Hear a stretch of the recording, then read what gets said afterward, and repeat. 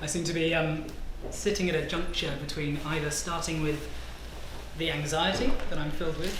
This is the first time I've sat on a panel like this and shared in this way. And actually, I thought I was being pretty clever by asking to go last. It turns out everyone just kind of says everything you were going to say, but like in a much better prepared way. So I could start with that, and that's here. But I think I'll start with some gratitude instead, particularly towards Flo, for that introduction reminding me who I am, and that there's a reason I've been asked to sit here. And to everyone that's involved in hosting this and everyone that's shown up. I mean, this is I kind of think of this as a pretty out there and fringe subject, this intersection of well-being and kind of radical action and social change. And it's pretty amazing to see how packed this room is and how attentive everyone is and how present everyone is. It's a great privilege to sit here, and I feel really grateful.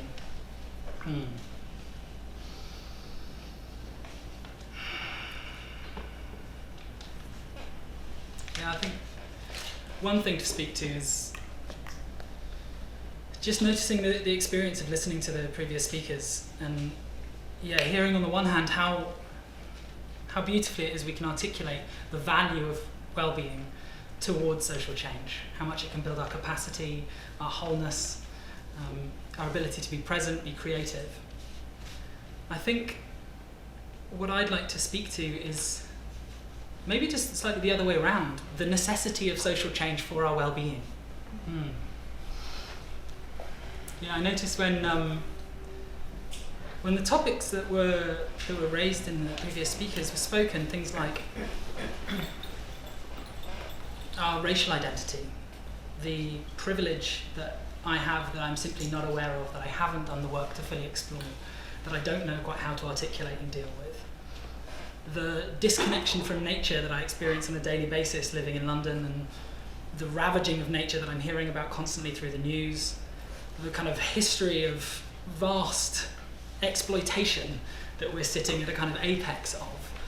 My internal structure is to just shut down.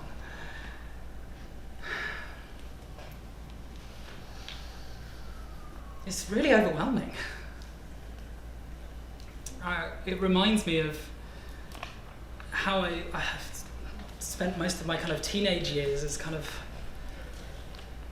living in quite a kind of shut-off way. I was really, I think if I was to typify it, it was about kind of powerlessness, disconnection, and kind of closedness and numbness. And that's what I feel really in touch with when I meet these kind of massive issues. I feel myself closing, I feel like there's nothing I can do, and I feel like I'm trying to deal with it on my own.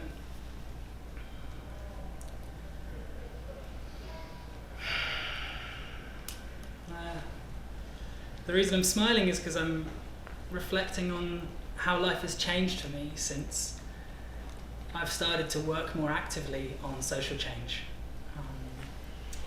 Since I was about 21, 22, I started working in charities and campaigns, focusing much more on how I can contribute and help the world and give and be generous. And kind of through that, I learn so much about who I really am that I don't get when I'm focusing totally on myself. By actively participating in trying to make the world a better place in whatever small ways we can, I notice kind of three things that happen that work exactly against those three challenges I was experiencing. First of all, we start to discover lots of small actions, little ways in which we can start to make a difference, even in a small way, and noticing how that can snowball, and we can start to become more involved, we can start to become better educated about the impacts we can really make, and start to act in ways that are much more wholesome and beneficial, regenerative. And this starts to build a sense of agency, that actually we go from, oh, I can do nothing, to actually I can do something, and that sense of something is growing and growing.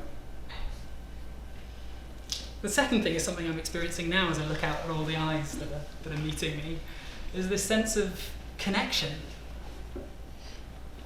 it's very difficult when we're trying to deal with these things by sitting alone in our bedrooms reading on The Guardian about the latest crisis that seems to be befalling us. But when we actually start to participate in trying to make the world a better place, we immediately start to connect with other people, maybe other activists, mentors, people who can guide us along the way and show us how to get involved. And that can spread too. I think, I'm involved in climate activism. And am I involved in climate activism? I feel what I'm involved in is trying to make sure there's still a living earth full of diverse creatures and a wholeness of nature that can sustain life in an ongoing way for the sake of all the things I care about. But involved in that kind of work, you're in solidarity not only with the other activists that you meet doing that work, you're in solidarity with people who are resisting the deforestation in the Amazon, and you're in solidarity with the Amazon itself. My sense of who I am and what I'm connected to by taking an active role in trying to change these situations is massively expanded.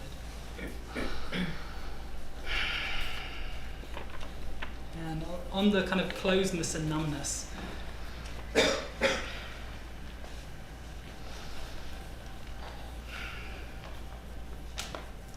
it seems to me that we can react to trauma in one of two ways.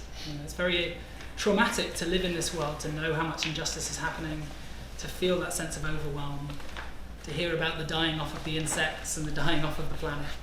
That's overwhelming.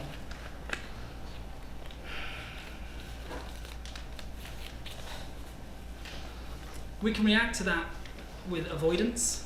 We can shut down. It's not even self-care really, we can sort of self-pleasure our way into distraction. Or we can choose to manifest compassion and engage in a way where we're much more connected. The risk of that, and the reason why a lot of us don't, and why I often don't feel able to, is because of how much that puts me in touch with things like my anger, which I avoid, my fear, and my sadness. But in the work that I do at Action for Happiness, there's a teacher we reference sometimes called Brené Brown, who has a line that's really coming to me now, which is that we can't selectively numb emotions. And so if I'm blocking out my anger and my fear and my sadness, I'm also blocking out my happiness, my gratitude, and my ability to feel any joy and connection in life. And so by taking that bolder step of being willing to face the challenges of the world and do something, doing anything, we open up a route to a greater sense of wholeness and well-being. So I think that's what I'm in touch with right now, is that, as well as the well-being movement having stuff to offer to those that are creating change, and it certainly does make us more deeply engaged, wholesome activists by living in that way. Social change also has a lot to offer to us as individuals. And as much as we do need self-care, especially with all that's going on, what I hope we can find is a sense of self-care that extends beyond our immediate sense of self. That we're in tune with the self, that we are in connection with others, and that we are in tune with the sense of self that is the whole planet, feeding us, giving us air to breathe, water to drink.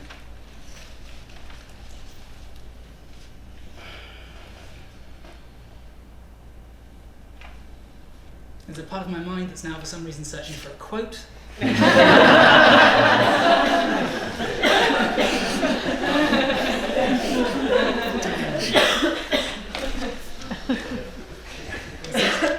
Since there's none that's immediately forthcoming.